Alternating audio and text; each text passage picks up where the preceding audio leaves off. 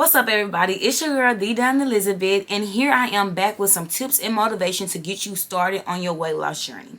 So if you are here right now, I'm pretty sure you're either struggling with knowing where to start or struggling with just being consistent, and I'm here to give you a quick tip, a quick motivational tip that helped me get this big transformation. And it's very, very simple, easier said than done, but I'm going to give it all to you today real quick and simple, and hopefully this helps you jumpstart your weight loss journey and get you started on the right track to achieve everything that you deserve in this life of yours. And I'm telling you now, while you sitting here watching this video right now, you are able, you are more than capable, and you can definitely do this. I say this all the time: if I can, you can. And I'm not just saying that just because it sounds like the right thing to say, but literally we are more than capable to achieve anything that we put our mind to. You just have to believe that you can do it and know that you're going to achieve it, and put your first, take that first step and be willing to commit and give it your all to get what you want out of this journey.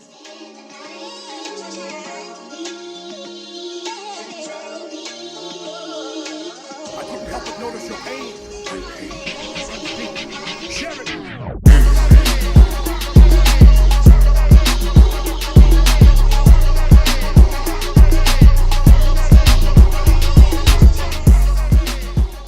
So, the one tip that really helped me lose this enormous amount of weight, not even just weight, but drop my body fat half the percentage, is being a caloric deficit. So let's talk about what a caloric deficit is.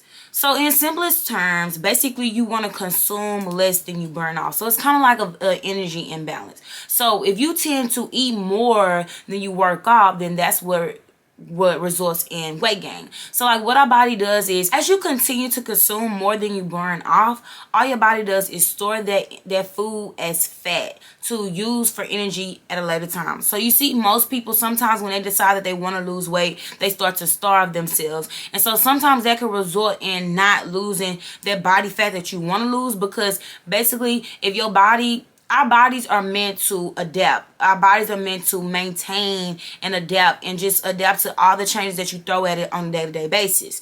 So if you tell your body that you're going to starve it, then all it's going to do is store that fat, because it don't know when the next time you may feed it. And our bodies are built to work as one, to keep us stable, to keep us moving, to keep us functioning. And so by underfeeding it, it only causes your body to, put up a brick wall against what you're trying to achieve with your body and your lifestyle goals. I'm going to break it down how you're going to figure out your caloric deficit.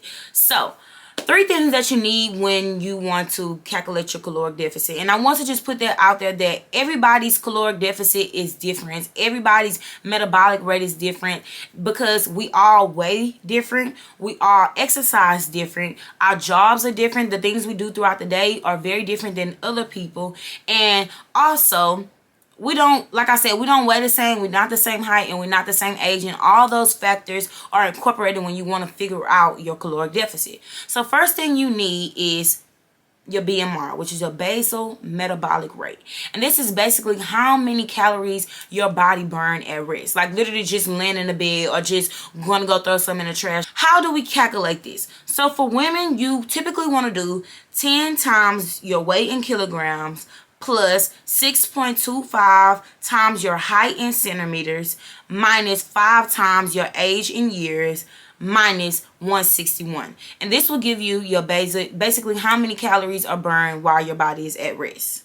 So for men, it will be 10 times weight in kilograms plus 6.25 times height in centimeters minus 5 times age in years plus 5. So as you can see already, the formula for women and men are different. So imagine how this varies from person to person. Like everyone is different. So every person's caloric deficit based on metabolic rate will be different. Next thing you need is your TDEE, which is your total daily energy expenditure. So how do we calculate this? Don't worry. No worries, y'all. I'm about to tell y'all. So your TDEE is basically the estimation of how many calories you burn each day, including activity. So you have your BMR, and then you add that activity factor, which will give you how many calories you basically have to eat daily to maintain the weight that you're at, which is kind of typically hard to determine because each and every day our bodies do things differently. So this is, like I said, this is an estimation of how many calories you should be eating each day to maintain the weight that you're at.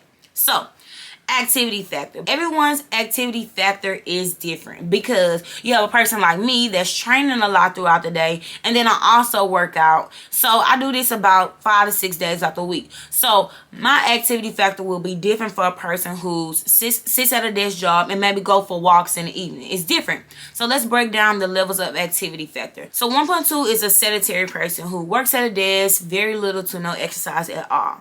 So then you have 1.375, which you're lightly active. You go for walks maybe 1 or 3 days out of the week, and you do housework. So you walk around doing chores. So in a sense, you're still active because you're moving around, you're cleaning up. Literally, moderate physical activity, like very light activity, is literally cleaning up your house, sweeping the floor, taking out the trash. Very, very simple things versus just sitting down at the table or just sitting down in the bed watching Netflix. The next thing we have is 1.55, and this is where most people fall in this category. Like typically, if you're confused at which one you fall in, most likely you're at 1.55, which is moderate activity. You move a lot during the day and you exercise 3 to 4 times a week. So say for instance, you're a school teacher, you up walking around throughout the day teaching, you're going from class to class, or say for instance, you're a person that works in an office building and you're not sitting at a desk. Like maybe you're walking around cleaning, or maybe you're delivering things, a mail carrier, like you moving throughout the day. So typically this is you. And of course, if you exercise along with that 3 to 4 days out the week, this will be your activity factor. So the next thing we have is 1.725, which is highly active. You exercise 5 to 6 days out of the week with moderate to high intensity exercise. So for like me, I do 3 full body days, Monday, Wednesday, and Friday. Tuesday and Thursday, I do cardio. And then on Saturday, I teach my class where I'm still walking around. And then throughout the day, I still have boot camps. I still train clients. So I'm literally walking, exercising throughout the whole entire day. So this is where I will fall at 1.725. All right, the last one is for my athletes. Like athletes kind of fall in between 1.725, 1.9. So 1.9 is you super duper extra active. Like you participating in vigorous exercise 6 to 7 days out the week, along with a job that requires physical activity. So say for instance, you're a person that teaches football, you train athletes, and then you also train yourself. So this is a person where like maybe you working out 2 times a week, marathon runners, people that exercise a lot throughout the day, more than once, and then that job on top of that is a physical activity job. Once again, even if you have to go back, listen to these numbers and see where you fall at so that you can get the best accurate estimation of your TDEE. So now, like I said, once you figure out your basal metabolic rate, boom, we got that. Then we're going to multiply it times our activity factor, which is between 1.2 to 1.9. And then that will give you your total daily energy expenditure.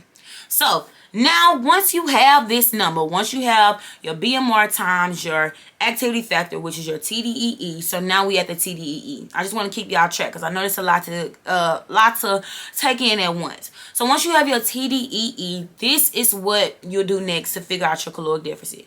So now, depending on how aggressive you want your weight loss or your fat loss to happen, I don't recommend the super duper aggressive one because you want to give your body time to adjust to this intake. And one mistake that most people do when it comes to tracking calories and being in a caloric deficit is they set it way too low.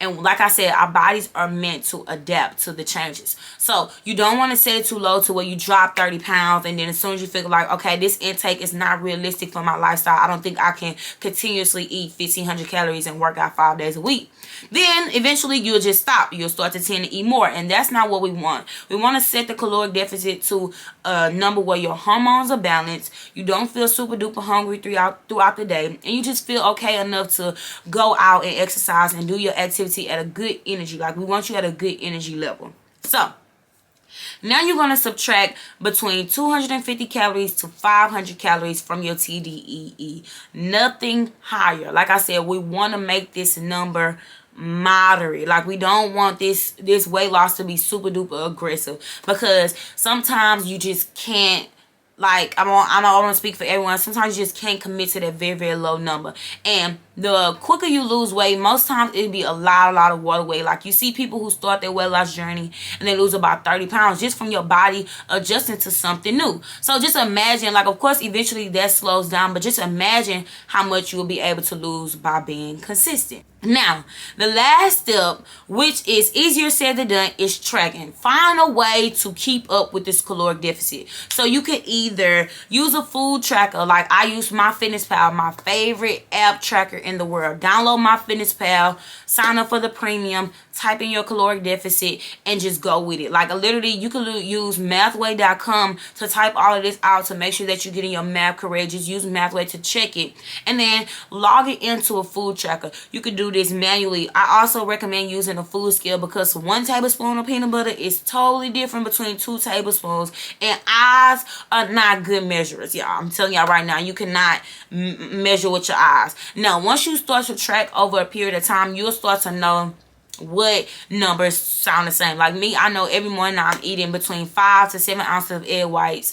and I'm adding 1 egg. Or like if I know that I'm eating let me see something else I eat. If I'm eating salmon, I know 5 ounces, between 4 to 5 ounces of salmon is realistic, and then 3.5 to 4 ounces of white rice is my typical intake. So if it was a day that I decided to not track, I still will use my food scale to make sure I'm keeping track of the ounces and my measurements and still staying within the caloric deficit. So another thing is, a lot of people are not ready to track, which is okay. You can ease into it by just keeping a written log of everything. Like say for instance, okay, you eat breakfast, write it down on a piece of paper, just keep a log, and then at the end of the day just look at it, kind of estimate the calories and see where you at. And another thing is, try to get as close as possible to that caloric deficit each and every day. Like if it's a day you feel like, okay, I ate too bad, so let me eat less, we don't want to do that. We don't want exercise to be a punishment for what we ate, and we don't want to starve ourselves for a punishment of just eating bad and going off track. Literally, the best thing to do when you fall off track is to get right back on track. It's literally the one thing I love about being on a weight loss journey. You always get that restart button. Like each and every day you wake up, you can restart and come back as hard as you want, do something different, learn from your mistakes, and keep it moving. With that being said, I hope this video was helpful, y'all. I kid you not, this will not lead you wrong. Like a caloric deficit is the basis for all of these diets out here. You hear people saying, oh, use this fat loss tea, use this and use that, but nothing beats being in a caloric deficit, because it's literally science. Like if you consume more than you burn off, then you will gain weight. Like people who want to gain muscle and gain weight, they have to eat more than their maintenance because they want to pick up more weight. So versus the opposite, if you want to lose more weight, then boom, you will have to consume less. Like create the energy balance. But like I said before, you don't want this to be drastic. Like y'all see these videos where people be like, lose 30 pounds in 30 days. Don't recommend. 10 out of 10 don't recommend, because 9 times out of 10, whatever you did to lose that 30 pounds in 30 days, if you're a person like me that's realistic about things and come from a background of horrible eating habits, like just not exercising, very sedentary, then it won't be a realistic to stick to long term. And you just continue going in cycles, and that's not what we want. So with that being said, I hope this video was very helpful, and don't forget to thumbs up and subscribe, and I will be back with this next video, because now the next thing we have to talk about is macros. So with that being said, y'all know the drill. Come back and mess with your girl, and peace out.